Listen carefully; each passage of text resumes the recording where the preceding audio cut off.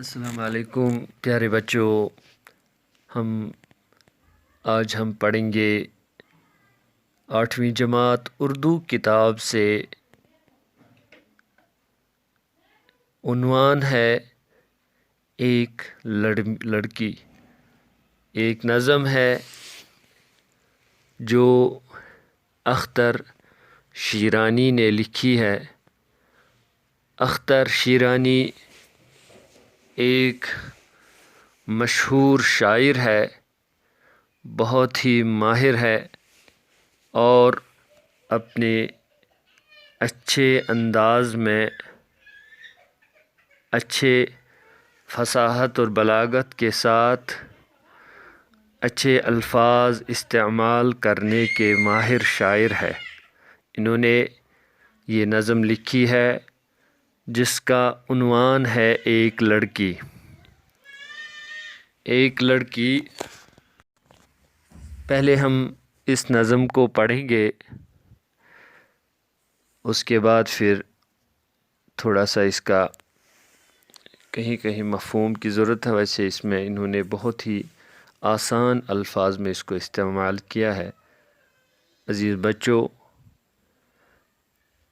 اردو کا جو بنیادی مقصد ہے وہ ہے ہم پڑھ سکیں، لکھ سکیں، اس کو سمجھ سکیں اور اچھے انداز میں الفاظ کا استعمال کر سکیں۔ اور نظم نثر اس کے دو حصے ہیں۔ نثری کلام جیسے مضمون وغیرہ جو آپ پڑھتے ہیں، کہیں کہانی ہوتی ہے، کہیں دلیل ہوتی ہے، کہیں کوئی واقعہ ہوتا ہے، کوئی کمپیوٹر کے بارے میں کہ کوئی انفارمیشن یا تاریخ ہوتی ہے، تو یہ نثری کلام کہلاتا ہے۔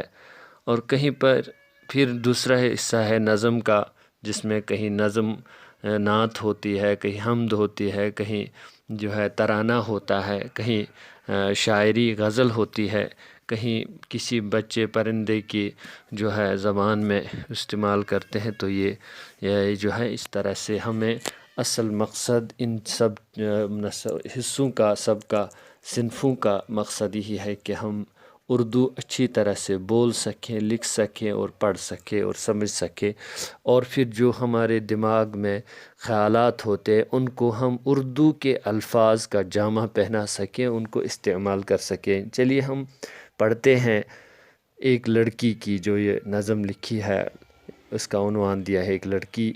کہ لڑکی ایک اپنے دل کی ایک تمنا اور اپنے نئے خوشی کے لیے ایک خواہش کرتی ہے، وہ کہتی ہے کہ جہاں چڑیاں گھنیری جھاڑیوں میں چہچہاتی ہوں، جہاں شاخوں پہ کلیاں نت نئی خوشبو لٹاتی ہوں اور ان پر کوئلیں کوکو کے میٹھے گیت گاتے ہوں، وہاں میں ہوں، میری ہم جولیاں ہوں اور جھولا ہو۔